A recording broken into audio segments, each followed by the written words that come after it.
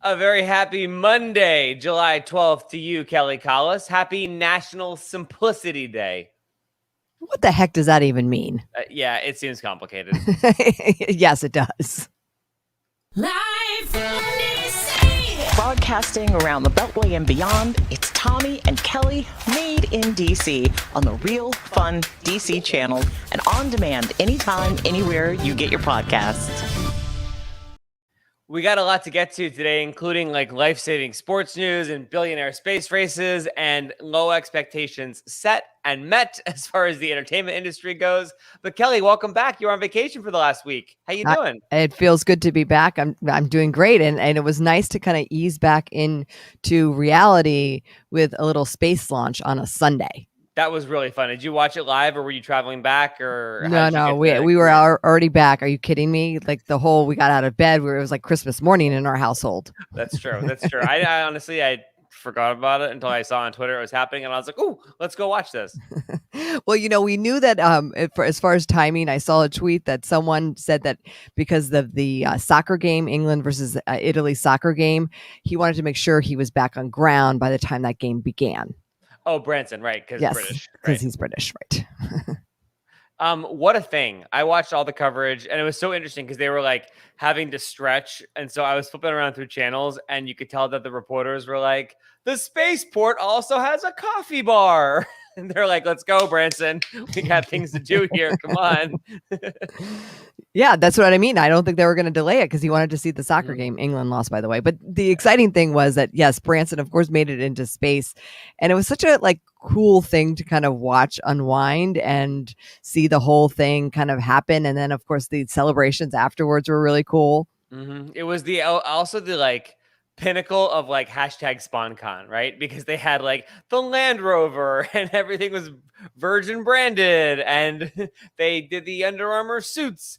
And you know what? Richard Branson, king of branding, he got all the sponsor mentions, and I appreciated that about him. Did he? I didn't see all the that post coverage because we were literally watching it for an hour. Mm-hmm. But it was exciting to see too that Bezos that morning put out on Instagram and on social media that he wishes Branson well, because there's this whole billionaire race to space, but it's all good.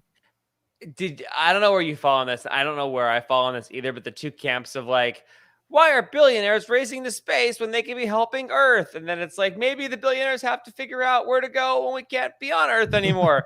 And there was that whole thing playing out yesterday too, which I thought was really interesting. I didn't follow that dialogue, but I did follow the dialogue of what is defined as quote unquote space. Oh yeah, the heat in orbit crowd. I have no time for those people. Yes, it was something that there's an argument between 50 miles versus 62 miles. And they had some NASA expert on the TV station that we were watching. He's like, look, he's going to space. All right. There is a rocket that's detaching and he's going up and he's going to be floating and he's going to space. You can't define that. Where did your family fall on that? Because your husband works in the aerospace industry. So he's very, he's our fact checker as far as all things space go. He thought it was just incredible. The innovation, the technology behind it, it was just like a special moment. I don't think he was in one camp or another. He just, as a lover of space and innovation, I think that was what was really exciting. I couldn't imagine being in that shuttle because it was very much still a test flight. Well, not shuttle plane, but it was very much still a test flight. And they send the big plane up and then they detach the little space plane. And in that moment, when the space plane detaches from the other plane before the space plane's rockets kick in, that's got to be a pretty nervous moment. Yes. I mean, apparently they've been practicing a couple times and, they kind of knew what they were doing. But yes, I just was hoping for the best. I'm sure as a lot of other people. But I mean, imagine this, obviously they trained for it. They've calculated all the things and it went great and everyone was safe. Thank God, all the things. But we used to work on the second floor of a building, and when corporate would come, everyone would get nervous. Imagine blasting the CEO in 50 miles into the air and having that moment of drop and then reignition. They must have been a little nervous about that whole situation. It seemed like everyone was really controlled. Did you hear the announcer, the female announcer? She was doing sort of the play-by-play. I have never been more jealous of an MC gig in my life. She was but she wasn't so what I liked about it is that she was obviously knew what she was doing, obviously knew all the things that were happening, but she Mhm. was pretty chill. Yeah, like smiled when she talked, told you how she's like, here we go, we're at Right. 45 miles. Da, da, Right. da, da. Yeah. And you're telling us like that's normal, but this is happening, and like just keeping everyone calm. Yeah, she was great. I would love to know more about her. And the two women that went up on the shuttle the shuttle the plane with him, they've got like 8,000 Twitter followers as of yesterday. So folks, we need to follow those people. Yeah. Just saying, Kelly. I know you're pretty stingy with your follows, so if you go ahead and give them a follow, I'm sure they'd appreciate it. I think that they're doing okay.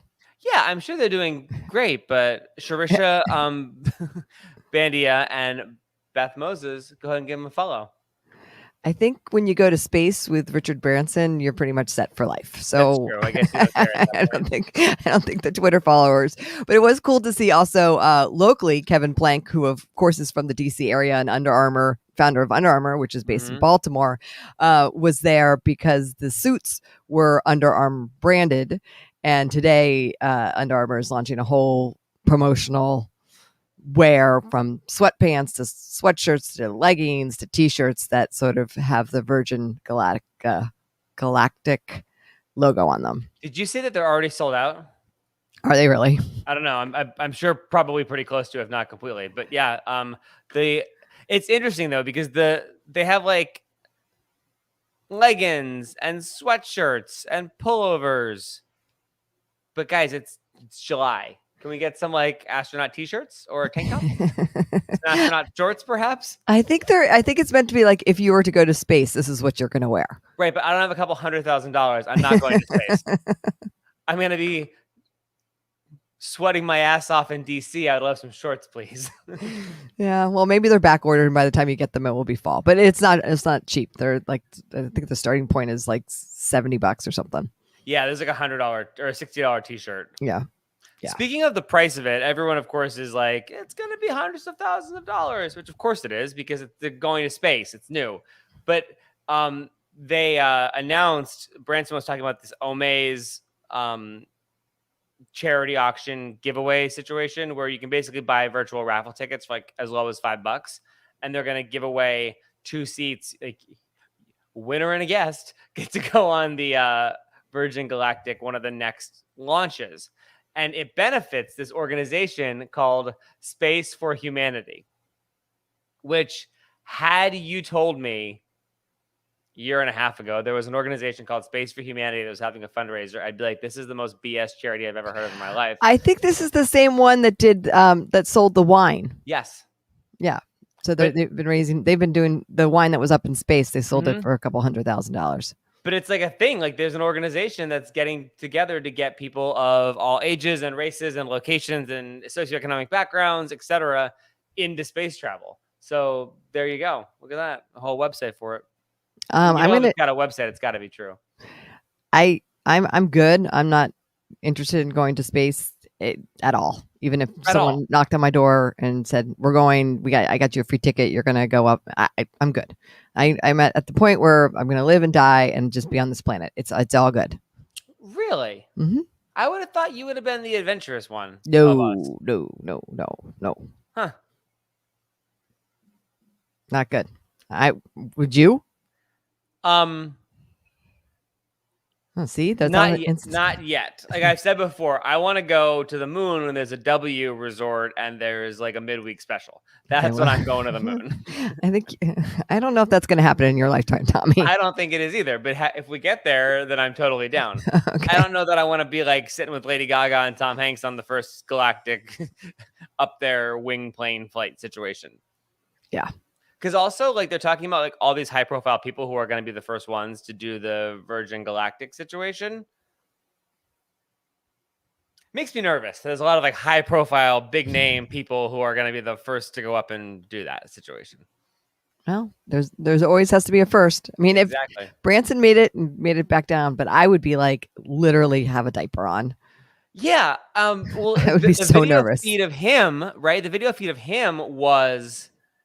It was first of all a little choppy. They couldn't have had a better video feed of the guy in the space. Whatever. I know they're 50 miles in the air, but the promotional video that's like Virgin Galactic will put you into space and then you're weightless and it flips around and the next thing you know you're back on Earth enjoying espresso.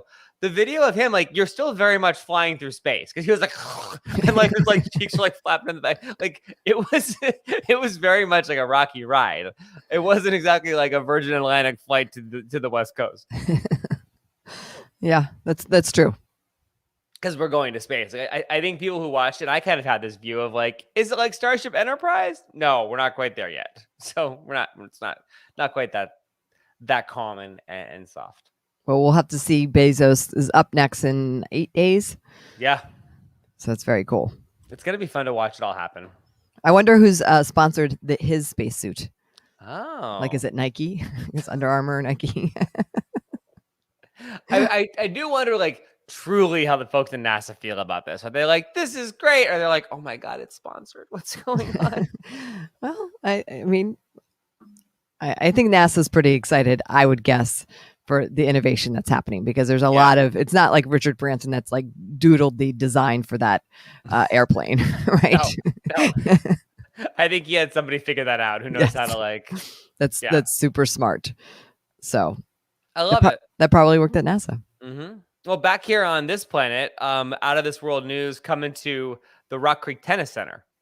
Yeah, it's so exciting that City Open is coming back. That's a Washington summer tradition, right? Totally. And so while tickets have been on sale for a while, they announced last week that Rafael Nadal is coming to play in DC. And this is so incredible because obviously he's like a highly decorated and an amazing tennis player, but he has not done any tennis. He opted out of Wimbledon. He opted out of the Olympics. And for him to come and make his first appearance since the French Open in June is going to be here in DC. That sounds awesome. I went to go get tickets. Oh.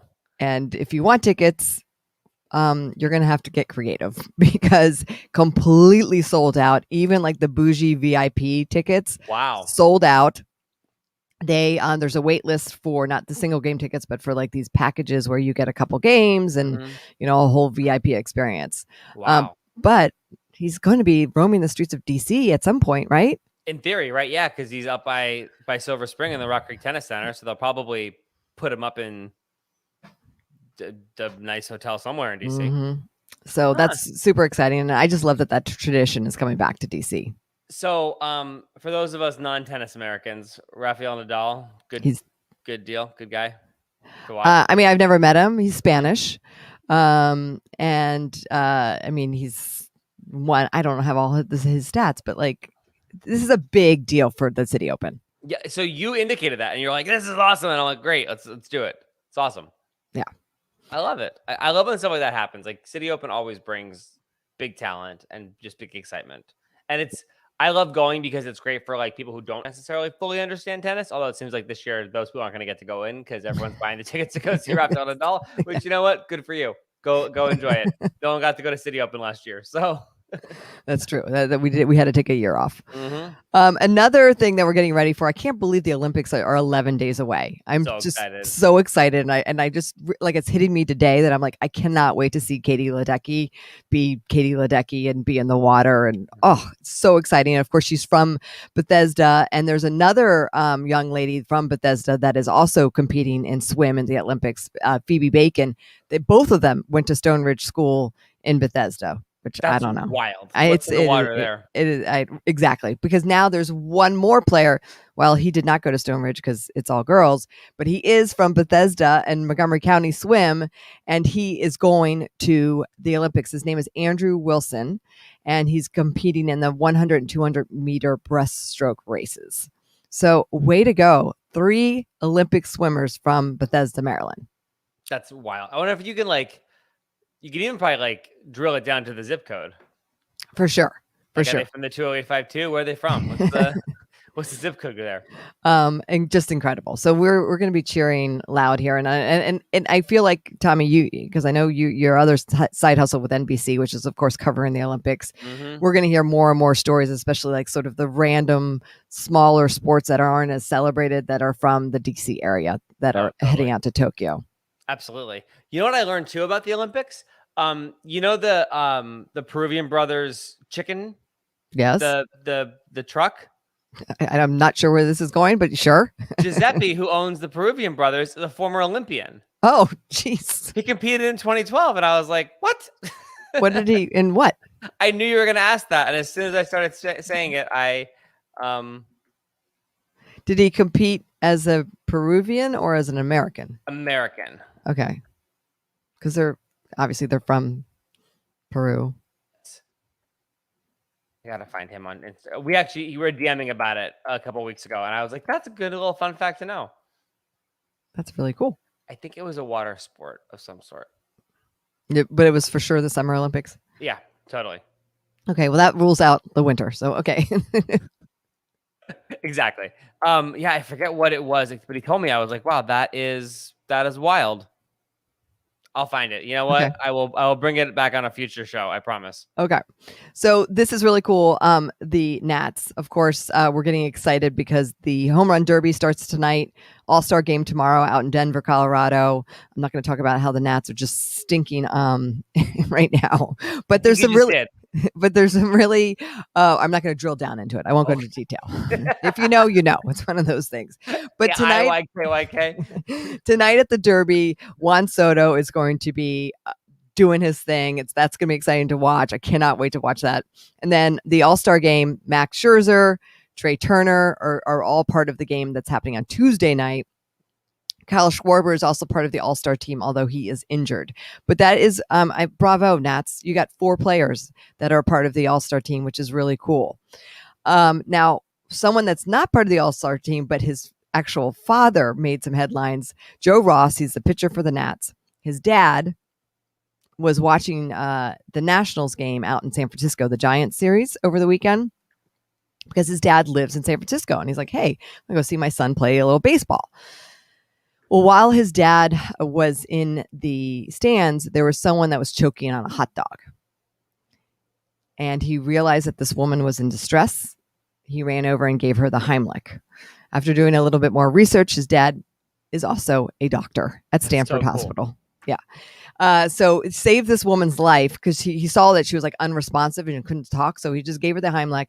The woman then like hawked out the hot dog and ended up staying for the rest of the game. Now she was a Giants fan, but that's at that point you don't ask your affiliation. And then apparently this guy, he's got another son that plays professional baseball, but like he's been known for like saving people at baseball games. There's another girl that came forward that said that this is the same doctor that saved her from like heat exhaustion once when she was at a game. I mean, this guy it's a cool story. Yeah, totally. Wow. Yeah. And for him to recognize, like, it wasn't like someone was yelling, was there a doctor in a house? Like he saw her and just like, I guess you can't be a Giants fan anymore, right? I don't know how that works. I mean, I feel like if a Nats dad saved your life, you gotta become a Nats fan. Yeah, it's hard to switch teams like that, though. Well, it's hard to stop breathing too, lady. True. That's true. Huh? Choking on a hot dog. Mm-hmm.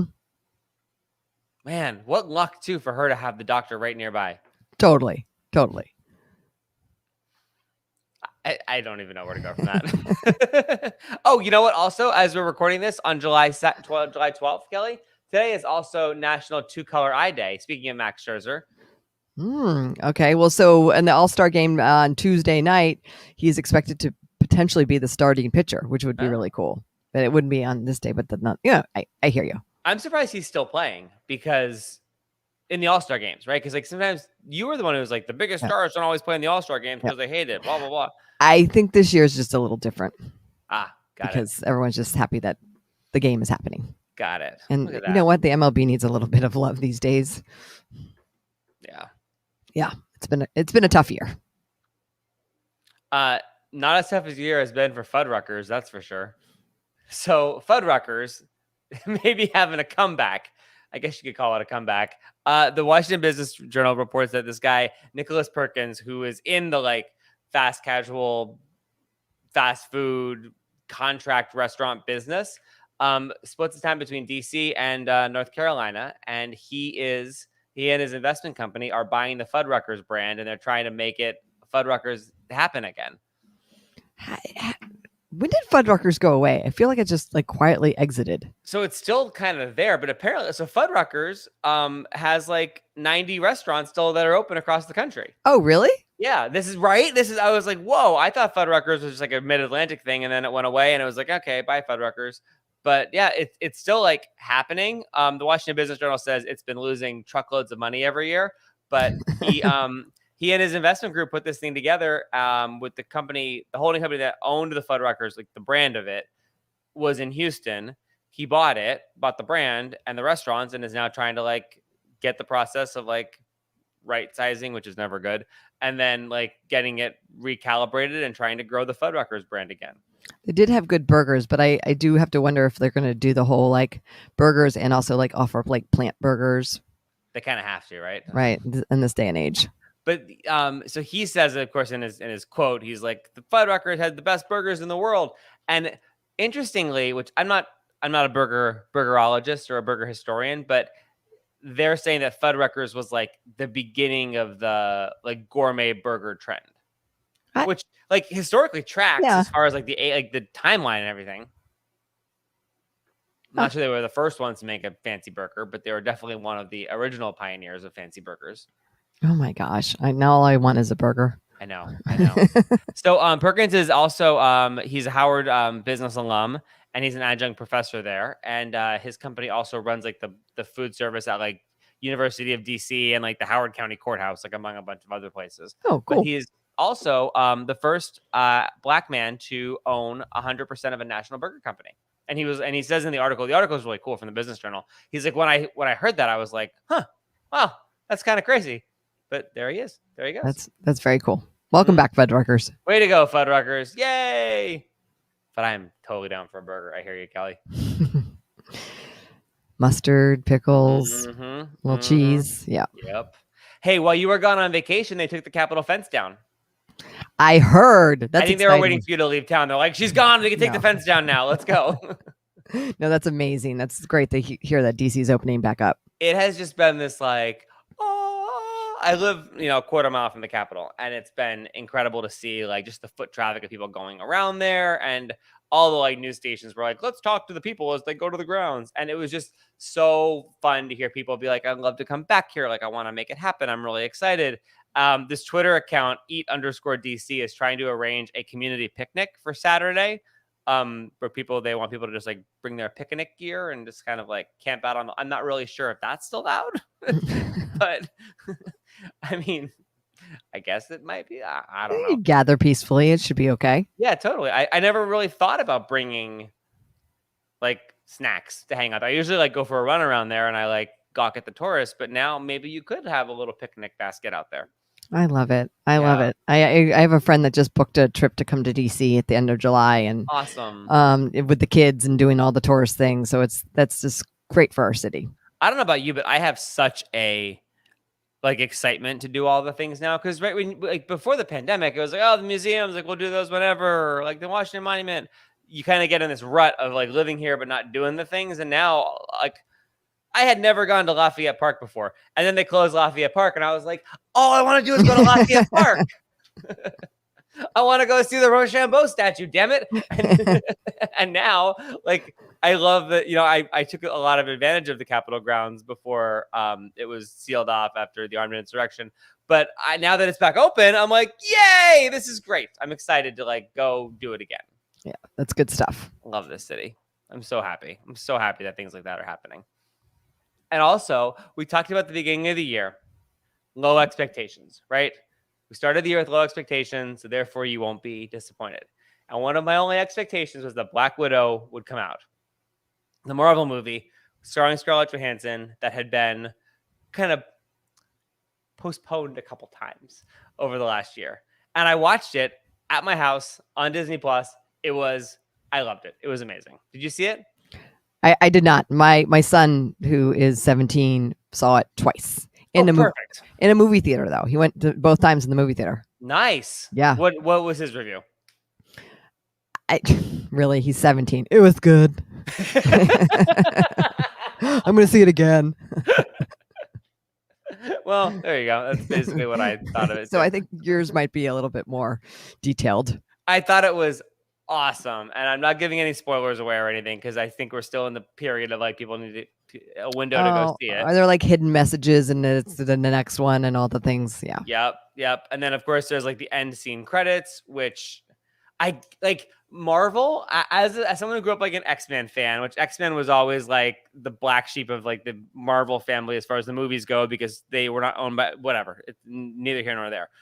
I'm such a Marvel fan of like watching all of these Marvel movies now, and I love how Disney Plus has like, not an ad, but it could be, has made you care about such insignificant characters in the larger universe. Like we watched 8 hours about damn Wanda because WandaVision, which is something that no one would have ever done in a prior world. And now like the Loki show is so popular. Oh, yeah. Part of the Loki show. Yeah. Like we would have 5 years ago, you would never have spent 8 hours to watch a thing about Loki. Not something we would have done. Yeah. And now Well, here we are.